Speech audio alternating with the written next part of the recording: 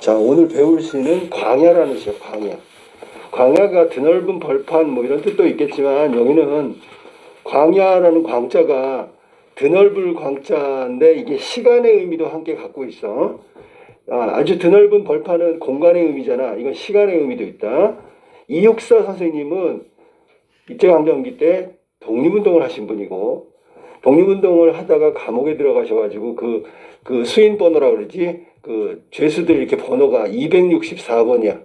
그래서 그게 자랑스럽다고 생각하셔가지고 그냥 시인으로서의 필명을 이육사라고 정해버렸어. 이육사 선생님 시는 전부 다 독립의 간절한 염원을 담고 있고 이 시도 마찬가지야. 그런데 중간중간 막 상징의 의미도 있고 그러니까 잘 알아둬야 돼. 자, 먼저 시작하기 전에 봐봐. 일연에 까마득한 날 밑줄 쳐볼까? 까마득한 날 밑줄. 밑줄만 쳐. 쭉 내려서 4연쯤 되면 지금이란 말이 나올 거야. 밑줄. 그 다음에 마지막 연에 보면 다시 천고 뒤에 밑줄. 자, 그럼 이게 어떻게 되냐면 시간 순서대로 돼 있어. 과거, 현재, 미래. 이런 걸 고등학교 가면 추보식 구성이라 그래. 추보. 발자국을 따라간다. 뭐 당연히 발자국은 시간 흐름대로 낳는 거니까 발자국을 쫓아간다는 건 시간 흐름대로 시상을 전개한다. 그런 얘기야. 먼저 과거부터 한번 볼게. 이 광야라는 건 사실 우리 민족의 삶의 터전, 국토를 말하는 거야.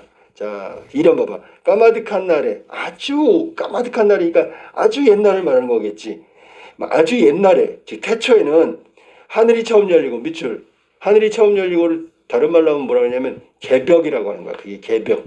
아마 들어본 적 있을 거야. 개벽이란 뜻이 하늘이 열리는 걸 말하는 거야. 그러면 우리 민족의 삶의 터전 광야, 아주 오랜 시절, 아주 옛날에는 말이지, 태초에 하늘이 처음 먼저 열렸고, 뭐 교회 가면 하늘을 만들고 땅을 만들고 세상을 다 채웠다 일주일 동안, 뭐 그리고 마지막 휴일이다, 뭐 그런 얘기 하잖아. 그것처럼 우리의 삶의 터전인 이 국토라는 것이 처음에 하늘이 먼저 열린 거야. 그리고 어디 다구는 소리 들렸으랴. 자, 일단 들렸으랴라는 것은 의문의 형태인데, 질문의 형태인데 실제로는 대답이 정해져 있는 서리법이라고 하는 거야. 서리법. 그러면 들렸다 안 들렸다? 안 들렸다지. 왜? 아주 오래전 태초에는 이 다구는 소리의 닭이 바로 생명을 말하는 건데 생명조차 없었다라는 뜻이야. 그 정도로 원시성을 가지고 있었던 게 우리 국토였다. 당연하겠지. 우리의 삶의 터전인 우리 국토가 처음 만들어졌을 때는 생명조차 없었다는 거야.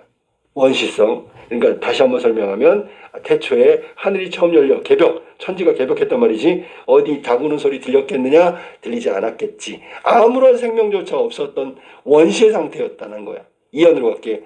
모든 산맥들이 바다를 연모 이거 사랑한다, 사모한다 그런 얘기야.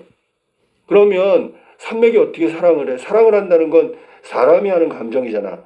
그러면 이걸 의인법이라고 하면 돼. 휘달릴 때도 달리는데 마구 달려 그러면 휘달리는 거야. 그러면 이건 역동성을 말하는 거지. 산맥이 있잖아. 쫙 뻗어나가는데 살아서 꿈틀대는 것처럼 휘달려 갈 때도 차마 이곳은 어딜까? 광야겠지. 차마 이곳을 범하진 못하였으리라. 당연하지 않겠어? 만약에 산맥이 광야를 지나갔으면 광야가 있을 수가 없잖아. 그러니까 광야를 피해서 이렇게 돌아갔겠지. 그러니까 광야가 존재하는 거 아니야. 왜 산맥은 이 광야를 범하지 못했을까? 신성한 곳이니까. 그래서 이연은 광야의 신성성에 대해서 얘기했다. 아까도 얘기했지만 광야는 우리 민족의 삶의 터전, 국토를 말하는 거기 때문에 이렇게 신성한 곳이었다라는 걸 얘기하는 거야. 이연에서 생명조차 없었던 원시적인 상태가 광야였고, 이연에서는 너무나 신성한 곳이니까 산맥조차 피해갔다. 자, 산맥이 바다 쪽으로 갈 때 너무 신성한 땅 광야이기 때문에 휘달릴 때도 돌아갔단 말이야. 범하지 못했다고. 그러니까 평평한 광야가 존재하는 거고 신성한 곳이었다. 이렇게 신성한 곳이었는데 이육사 선생님이 살아계실 때 이 시를 질 때는 우리 국토 현실이 어땠어? 일제강점기. 이렇게 신성한 곳인데 일본 놈이 와가지고 이렇게 침탈을 했단 말이야. 침탈당하고 있는 현실이지만 과거에는 굉장히 신성한 곳이다. 아무도 범접을 못했다. 이런 얘기야. 자, 3면으로 갈게. 끊임없는 광음. 광음 밑줄 쳐볼까? 이거 원래 일촌광음의 약자야. 일촌광음은 세월을 말한다. 원래 광음이란 말은 빛광자에 그늘음자를 써가지고 빛과 그림자 이런 뜻인데 새로운 뜻이 나왔지. 이런 걸 융합복합어라 그래. 원래 뜻이 사라지고 새로운 의미가 나왔어. 이 대표적인 게 뭐 있을까? 예를 들면 바늘방석 그러면 바늘로 된 방석이 아니라 아주 불편한 자리라는 뜻이 되는 거야. 그런 거랑 똑같은 합성법으로 만들어진 단어가 광음이다. 일촌광음의 약자. 끊임없는 광음. 자, 시간은 멈춰서지 않지, 끊기지 않지, 계속 흘러왔잖아. 오랜 세월 동안. 자, 그러면 이열에서 광야는 신성한 곳인데 시간이 점점 흘러갔어. 끊임없이 세월이 흘렀단 말이야. 부지런한 계절. 자, 부지런한 계절은 계절이 어떻게 부지런해?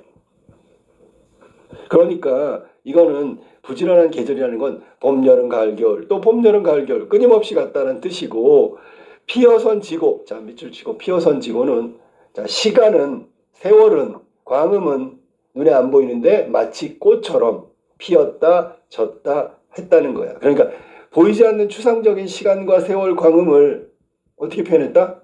구체적인 것으로 표현했다. 눈에 보이는 것으로 시각적으로 표현했다.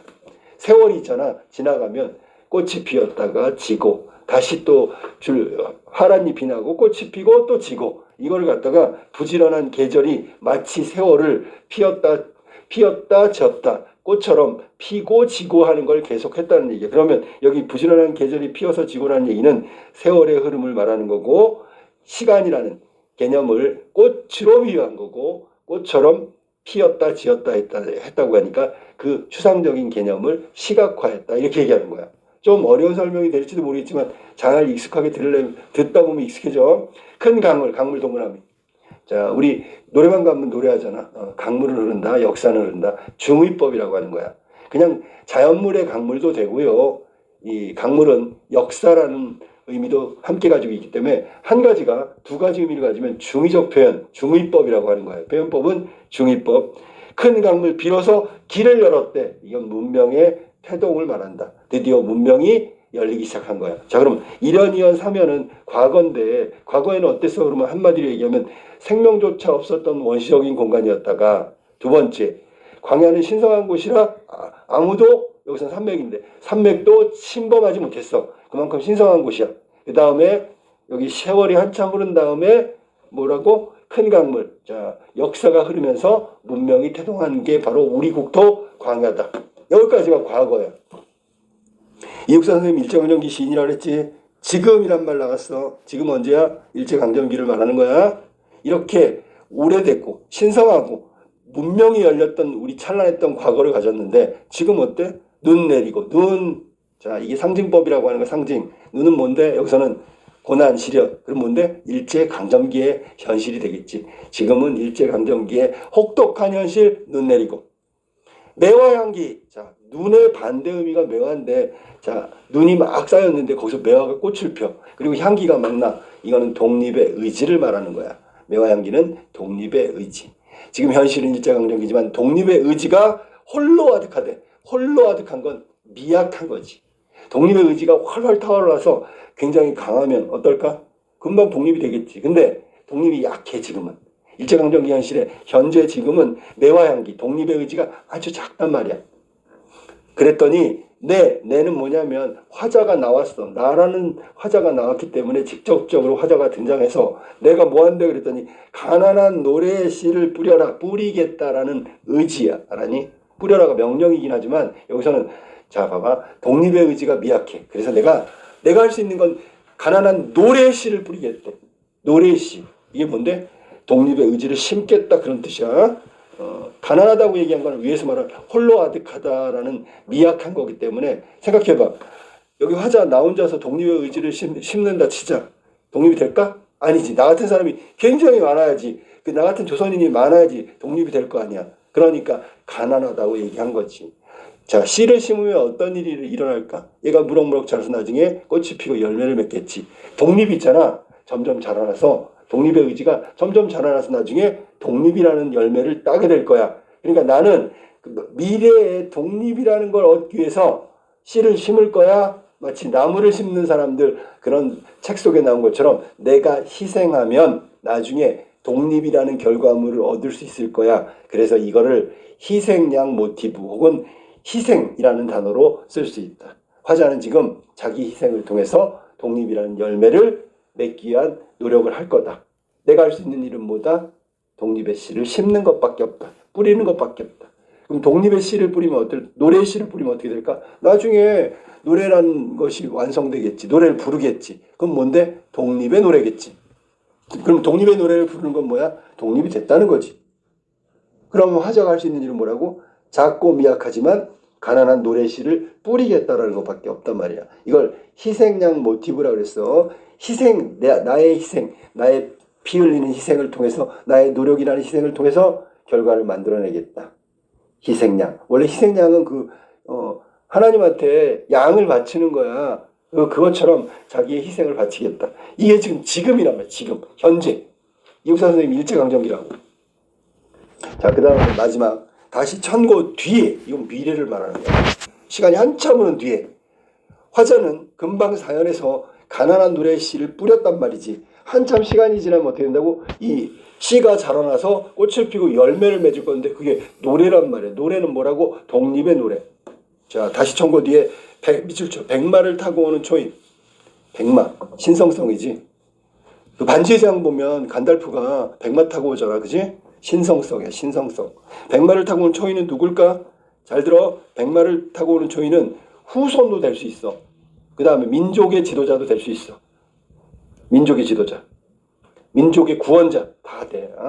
이게 백마를 타고 온 초인이 있을 거고 분명히 마지막에 이 광야에서, 광야가 어디라고? 우리 민족의 삶의 터전, 국토란 말이야. 이 삶의 터전에서 목 놓아 부르게 하라. 무엇을? 노래를 목 놓아 부르게 하고 말 거야 라는 의지가 들어가 있는 거야. 그러면 노래를 부르게 하려면 어떻게 해야 될까? 노래 씨를 뿌려야 되겠지. 그래서 여기 지금 현실에서 내가 할 수 있는 일은 가난한 노래 씨를 뿌리는 방법밖에 없다고. 그러면 먼 미래에 그 열매가 돼서 독립의 노래를 힘차게 후손들이 부를 거야. 민족의 지도자가 부를 거야. 외칠 거야.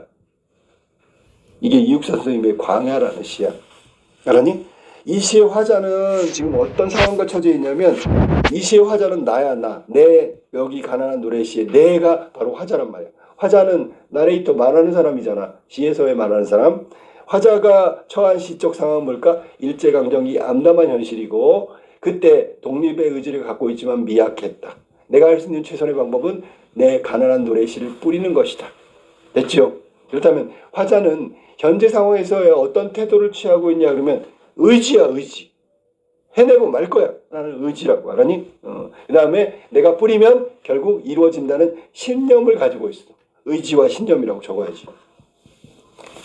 자, 이게 광야인데 광야라는 건 원래 태초의 원시성과 순수성을 갖고 있는 공간이었다가 쭉 삶의 터전이 되다 지금은 일제강점기의 혹독한 현실이 됐고 가난한 노래의 씨를 뿌림으로써 먼 미래는 밝은 미래가 올 거라는 확신에 차 있다라고 얘기한 거야. 자, 그럼 이 시는 아까도 얘기했지만 추보식 구성, 과거, 현재, 미래로 이렇게 시간 순서대로, 이걸 순행적이라고 해도 돼. 시간은 어차피 과거, 현재, 미래로 흘러가잖아. 그러니까 순행적. 만약에 거꾸로 가면 역행적. 근데 이 시는 순행적이라고 그랬지. 그리고 시상 전개를 순행적이기 때문에 과거, 현재, 미래이기 때문에 추보식 구성 이렇게 얘기하는 거야. 자, 특별한 건 없지만 여기서는 지사적이고 미래지향적인 모습이 나타나. 미래는 밝은 일이 일어날 거야. 미래지향적. 미래는 독립이 이루어질 거야. 미래지향적. 의지적이라는 것도 가능하고 지사적이라는 건 뭐야? 독립지사 같은 거야. 힘들지만 꿋꿋하게 자신이 목표라는 걸 밀고 나가겠다. 그런 일제강점기에는 민족지사를 말하겠지. 당연히 이육사 선생님도 감옥에 갔다 오고 민족지사의 모습이었다. 그 다음에 의지적이라고도 할 수 있겠지. 신념에 가득 찬 의지가 드러나고 있으니까. 이거 주제가 뭐야? 조국 광복의 간절한 염원, 이루어질 수 있다는 기대, 신념 뭐 이런 것까지 같이 덧붙여도 괜찮아. 이게 이제 이육사 선생님의 광야라는 저항시였어. 저항시. 자, 그럼 전체적으로 다시 한번 정리하면서 마무리하겠습니다. 광야라는 시는 먼저 광야의 화자는 지금 눈 내리는 암담한 상황, 즉 일제강점기 현실에서도 가난한 노래시, 자기 희생적인 어떤 행동을 통해서 마지막에 백마탄초인 후손이 와서 노래를 부를 것, 독립의 노래를 부를 것을 확신하고 있다.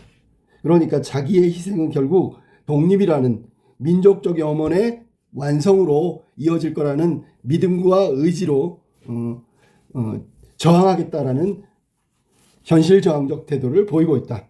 그 다음에 시어의 함축적 의미, 요거 시험에 자주 나오니까 알아둡시다.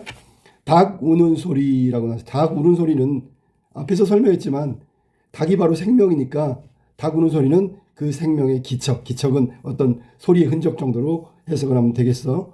그 다음에 강물은 중의적 표현이라고 그랬고 문명, 역사 혹은 자연물인 강물도 가능하다. 한 가지가 여러 가지 의미로 표현된 중의법이었고 우리가 시에서 가장 많이 나오는 어떤 상징적 의미, 여기서 눈은 일제강점기의 혹독한 현실을 의미하는 거고 그 현실은 일제강점기를 견디는 모든 조선인에게 억압과 수탈의 대상이 됐던 조선인들에게는 견뎌내기 아주 어려웠던 것을 상징하고 있다. 그 다음에 이육사 지사가 매화향기라는 얘기를 했는데 이거는 아무리 추운 혹독한 현실, 눈 내리는 겨울이라도 그 꽃을 피워내고 꽃의 향기가 나는 어떤 독립의 의지, 이 의지는 꺾을 수가 없다라는 뜻이고 여기서는 현실의 극복 의지, 일제강점기 현실의 극복, 또 고고한 민족 정신은 이건 지사로서의 어떤 그 멋진 선비적인 정신을 말한다. 그 다음에 가난한 노래시, 그 가난한 노래시는 미약하고 미미하지만 개인의 희생이 결국 독립이라는 큰 역사적인 어떤 시련을 극복하고 우리 민족적인 확실한 독립을 이룰 수 있다라는 것을 자기 희생적인 의지를 가지고 이야기하고 있으므로 속죄악 모티브에 해당된다. 속죄악 모티브, 자기 희생적 모티브 혹은 자기 희생양 모티브 이렇게 부르는 게 바로 가난한 노래의 시에 해당되는 시여고 그 다음에 초인은 굉장히 뛰어난 사람을 말하는데 여기서는 민족적 이상을 실현한다. 민족적 이상이 과연 뭘까 그러면 독립을 실현한다. 혹은 독립을 외친다라고 생각하고 뭐 구원자도 좋고 민족지사도 좋고 후손이라고 해도 된다. 그 다음에 광야는 아까도 얘기했지만 역사 현장인 동시에 시간적 의미도 갖고 있기 때문에 그것도 아울러 알아두기 바랍니다. 마무리할게요. 이 시의 표현상의 특징은 각 연이 삼행으로 구성됐다. 이게 반복적으로 구성되어 있기 때문에 구조적 안정감을 취하고 있고 그 다음에 각 위에 보면 1연과 2연에 뭐뭐하랴 3연과 4연에도 비슷한 의미의 종결 의미가 나왔기 때문에 얘는 반복과 동시에 리듬 형성 또 의지의 표현이라고 해도 된다. 민족지사답게 남성적이고 아주 건강한 어조로 자신이 독립을 위해서 희생하고 가난한 노래시가 되면 결국 나중에는 독립이라는 큰 뜻이 이루어진다라는 굳은 신념과 의지를 표현하고 있는 시가 바로 이육사의 광야였습니다.